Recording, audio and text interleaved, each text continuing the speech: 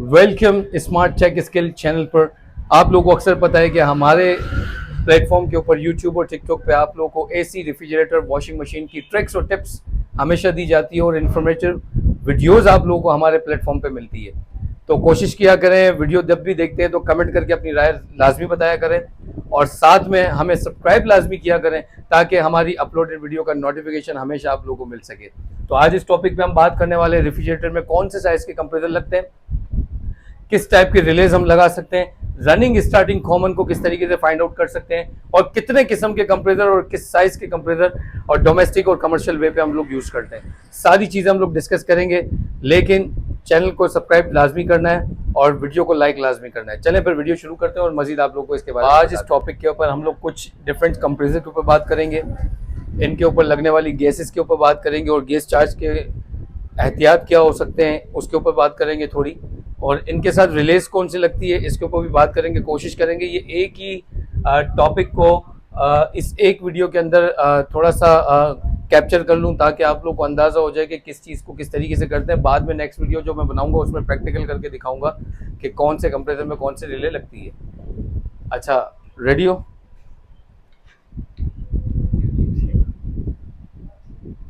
नहीं, तू इधर आ, समझा के दिखा, इधर आ। अभी खड़ा करूंगा तो बोलती बंद हो जाएगी कैमरे के सामने। हाँ, अब मेरी बात सुनो।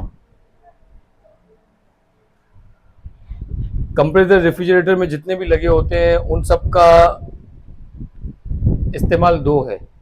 एक वो कंप्रेसर जो लगा हुआ होगा या तो वो कमर्शियल लेवल पर होगा या तो डोमेस्टिक लेवल पे होगा।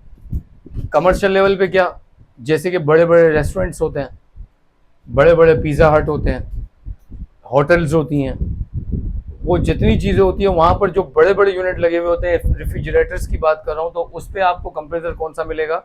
कमर्शियल लेवल का, बड़े यूनिट में, जिसमें 1/3 होगा, 1.5 HP का होगा, 1 HP का होगा, डिफरेंट साइजिंग के होंगे, बड़े होंगे वो ज़्यादा। ठीक है, 1.5 टन की कैपेसिटी के भी फ्रिजों में कंप्रेसर लगे होते हैं। अब यहाँ पर बात आती है कि हम फिलहाल थोड़ी सी देर के लिए ये मान लेते हैं कि हमारे घर में जो फ्रिज लगे हुए होते हैं, जो इस्तेमाल होते हैं, उनमें कौन सा कंप्रेसर लगेगा घर में। तो डोमेस्टिक लेवल पे जो भी कंप्रेसर लगेगा उसके साइजिंग क्या हो सकते हैं? वो हो सकता है 1/4 से लेके 1/6 तक आ सकता है, 6/6 तक आ सकता है, या 1/8 तक आ सकता है, या 1/12 तक आ सकता है। अब इनकी नंबरिंग पे सबसे बड़ी बात ये होती है कि ये जितने ज्यादा नंबर छोटे दिखते हैं उतना साइज बड़ा होता है इसका। एचपी में ये जितना 16, 66, 18, 112 दिख रहा है ना, तो सबसे ज्यादा जिसमें 112 दिख रहा है ये सबसे छोटा माना जाता है। इनके एचपी कैपेसिटी के हिसाब से सबसे छोटा ये माना जाएगा। ऐसा नहीं है कि 112 बोल रहा हूं तो ये 1/4 से भी बड़ा है। 1/4 से बड़ा फिर लग जाता है 1/3, 1/4 से बड़ा 1/3, फिर इससे बड़ा वही टनेज में चले जाता है, उसकी कैपेसिटी इतनी बढ़ जाती है। ठीक है, समझ आ रहा है ये बात? अब यहां से 1/4 तक चलो, ये जितने कंप्रेसर्स होते हैं ये सारे के सारे घर में जो भी हम फ्रिज इस्तेमाल कर रहे होते हैं ये उसमें लगे हुए होते हैं। ठीक है, इन कंप्रेसर के नेम के हिसाब से अगर मैं बात करूं तो या तो नेशनल का होगा, या डेनफोस का होगा, या एमराको का होगा, या XYZ, इनमें से कोई भी कंपनी या कोई और कंपनी भी हो सकती है। मैटर नहीं करता कौन सी कंपनी है। मेन चीज ये है कि आपको क्या ये पता है कि इसकी रनिंग स्टार्टिंग कॉमन कौन सी है, आपको पता ये होना चाहिए। यानी इन तीनों में से चाहे कोई भी कंप्रेसर हो, उन के रनिंग स्टार्टिंग कॉमन का आपको आइडिया होना बहुत जरूरी है। RSC, running starting common. अगर आप इन कंप्रेसर को समझना चाहते हो, इन कंप्रेसर को चलाना चाहते हो, तो आपको पता होना चाहिए क्या रनिंग है, क्या स्टार्टिंग है, क्या कॉमन है। अगर आपको इसकी वैल्यू एक तो देख के अंदाजा हो जाता है, लिखी हुई होती है उससे तो अंदाजा आ जाता है आपको, लेकिन अगर लिखी हुई भी नहीं है तो फिर आपको ये पता होना चाहिए कि इसकी रनिंग स्टार्टिंग कॉमन को आपको देखना किस तरह है। और इसको देखने का तरीका होता है क्लैंप मीटर के जरिए। क्लैंप मीटर से सबसे ज्यादा हाई रीडिंग जिन दो पे होती है, फर्ज करें जिन दो तारों पे हाई रीडिंग, सबसे ज्यादा हाई रीडिंग दिखाता है, वो होता है हमारा रनिंग स्टार्टिंग, जिसमें सबसे ज्यादा हाई रीडिंग होगी। मतलब क्लैंप मीटर की दो प्रोब को इधर इधर लगाओगे और इधर इधर लगाओगे। जिन तीनों में से दो में ज्यादा आ रही होगी वो कौन सी होगी आपकी? हाई रीडिंग होगी और वो रनिंग स्टार्टिंग। तो जिन दो पॉइंट के ऊपर हाई रीडिंग आ रही है क्लैंप मीटर पे, तो वो क्या बन गई? Running starting. तो तीसरा ऑटोमेटिक क्या बन गया हमारा? तीसरा हमारा क्या हो गया? कॉमन, क्योंकि रनिंग स्टार्टिंग की हाई रीडिंग तो मिल गई, तो ऑटोमेटिकली तीसरा हमारा क्या बन गया? कॉमन। इससे हमको कॉमन पता चल गई कि इस कंप्रेसर की कॉमन कौन सी है। अब बात आती है रनिंग स्टार्टिंग तो मिल गया, अब इसमें कौन सा स्टार्टिंग है और कौन सा रनिंग है। अगर आप वॉशिंग मशीन की मोटर्स की बात करो तो उसमें भी रनिंग स्टार्टिंग होता है, उसकी रोटेशन आप रनिंग में लगाओ स्टार्टिंग में लगाओ कुछ नहीं होता, वो चलती है। लेकिन कंप्रेसर के साथ ऐसा नहीं है। कंप्रेसर को अगर आपने स्टार्टिंग पे लगा के चला दिया तो वो जल जाएगा। तो इसको कहाँ लगा के चलाना पड़ेगा? रनिंग में। और इसके लिए आपको ढूंढना पड़ेगा रनिंग कहाँ है। सही है, इसका रनिंग आपको क्या करना पड़ेगा? ढूंढना पड़ेगा। तो फिर आप क्या करोगे? क्लैंप मीटर में से एक पॉइंट के साथ कॉमन को टच करोगे, फिर दूसरे पॉइंट के साथ कॉमन को टच करोगे, इन दो पॉइंटों में से। तो जिसकी सबसे हाई रीडिंग होगी वो हमारा क्या होगा? स्टार्टिंग। यानी कॉमन के साथ इन दो तारों में से जिसकी ज्यादा रीडिंग होगी वो हमारा क्या बन जाएगा? स्टार्टिंग पॉइंट हो जाएगा। इससे हमें आइडिया हो जाएगा कि हमारा स्टार्टिंग पॉइंट ये वाला है और रनिंग पॉइंट ये वाला है। अब इतना काफी नहीं है, और भी चीजें हैं। अगर आपने running starting common find out कर ली कि ये रनिंग है, ये स्टार्टिंग है, ये कॉमन है, तो यहां पर एक बात और आती है। अब इसमें रिले कौन सी लगेंगी? रिले का एक मसला होता है। अब नेशनल और डेनफोर्स और एमराको इनके पॉइंट कुछ इस तरीके से होते हैं। कुछ के 3 पॉइंट ऐसे होंगे,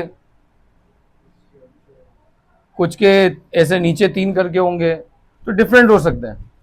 तो आपने क्या करना पड़ता है? रनिंग स्टार्टिंग कॉमन जब आपने फाइंड आउट कर ली तो कुछ के ऊपर रिले लगती है डेनफोर्स की इलेक्ट्रॉनिक,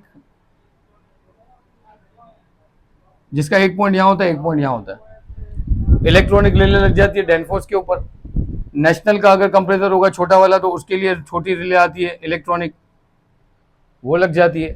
अच्छा, सिर्फ इलेक्ट्रॉनिक रिले नहीं लगती, इधर एक और चीज होती है कि अगर आपको इनके साइज का पता नहीं चल रहा है, जैसे 14 है, 16 है, 66 है, 18 है, 112 है, अगर साइज नहीं पता आप क्या करेंगे? क्योंकि रिले का लगना साइज के अकॉर्डिंग होता है। अमूमन कंपनियां इनकी कॉइल्स वाली रिले लगाती है जो कि लगी होती है मैचिंग के हिसाब से साइज के अकॉर्डिंग। अब आपको तो कंप्रेसर का साइज ही नहीं पता चल रहा भाई, कितने एचपी की है वो, कितना पावरफुल है, कितना कंज्यूम करता है करंट, कितना 14 है, 16 है, 66 है, 18 है, साइज आप नहीं समझ पा रहे। ऐसी सूरत में क्या करोगे? कॉइल वाले रिले नहीं, इलेक्ट्रॉनिक रिले कोई भी लगा दो, वो हर कंप्रेसर पे चलती है।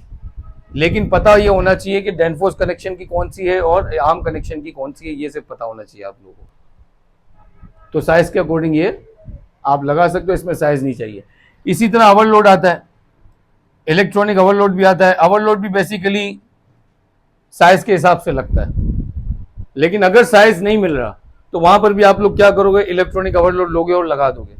लेकिन अगर ओवरलोड आपका मैच नहीं हो रहा तो अब इसमें होता क्या है? अगर कोई भी कंप्रेसर के साथ आपने ओवरलोड लगाया और वो मैच नहीं हो रहा, तो रेफ्रिजरेटर का आपने अक्सर देखा होगा कि जब वो चलता है, स्टार्ट लेता है, तो हाई एम्पेयर से लेना शुरू करता है।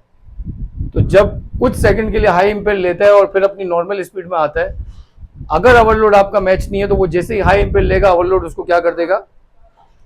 कुछ मिली सेकेंड में बंद कर देगा। ओवरलोड का तरीकेकार ये होता है कि कम से कम 5 से 8 सेकंड या 10 सेकंड तक उसको कंप्रेसर को क्या करके रखना है? ऑन करके रखना है। 5 से 8 सेकंड, 10 सेकंड तक। और ये 10 सेकंड जो ऑन करके रखेगा, इस 10 सेकंड के अंदर अंदर उसका जो हाई गैस का जो प्रेशर ऊपर होगा, जो नीचे वाल की तरफ प्रेशर ज्यादा होता है, इस दौरान वो क्या हो जाएगा? नीचे आ जाएगा। तो इसके एम्पेयर अपने आप कम हो जाएंगे, तो ओवरलोड उसके हिसाब से चल गया। अगर कभी ऐसा हुआ कि ओवरलोड सही नहीं मैच हो रहा, तो वो कुछ ही 1-2 सेकंड के अंदर बंद हो जाएगा। जब वो हाई से नीचे आ रहा होगा तो वो तो बंद हो जाएगा। तो इसका मतलब आपका ओवरलोड मैच नहीं हो रहा। तो फिर आपने ओवरलोड को इस तरीके से क्या करना पड़ेगा? या तो चेंज करना पड़ेगा। दूसरा चेक करने का तरीका ये है कि आप ओवरलोड निकाल के पिन लगा के चेक कर सकते हैं ओवरलोड बिल्कुल बाहर आ जाएगा। इससे भी आपको आइडिया हो जाएगा कि भाई हमारा फ्रिज जो है वो बिल्कुल प्रॉपर काम कर रहा है। समझ आ रहा है ये? तो ये ओवरलोड का देखना, रिले का देखना और कंप्रेसर के हिसाब से इसको देखना। रनिंग स्टार्टिंग का समझ आया? मुश्किल तो नहीं हुई? इसके अलावा कोई पॉइंट? तो ये काफ़ी है।